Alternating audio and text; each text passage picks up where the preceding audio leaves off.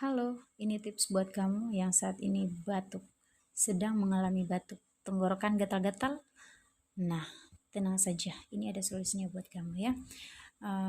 Di sini saya menggunakan 3 jari kunyit, 1 butir telur ayam kampung, dan juga 1 biji apa ini namanya, satu biji jeruk nipis ya.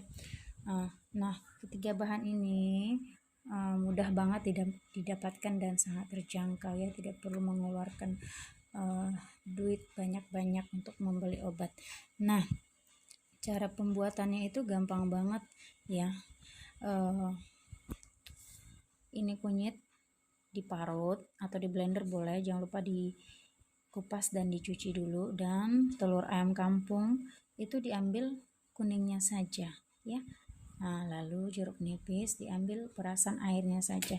Nah, ketiga bahan ini dicampurkan ya, lalu diaduk-aduk-aduk. Boleh ditambahkan gula sedikit biar rasanya tidak terlalu pahit begitu ya. Boleh ditambahkan gula sedikit saja, lalu diminum ya. Dijamin setelah meminum ini dengan rutin setiap hari, sekali sehari saja, tidak boleh lebih ya. Dijamin buat kamu yang saat ini mengalami batuk, perlahan-lahan batuknya akan sembuh dan tenggorokan tidak akan gatal lagi.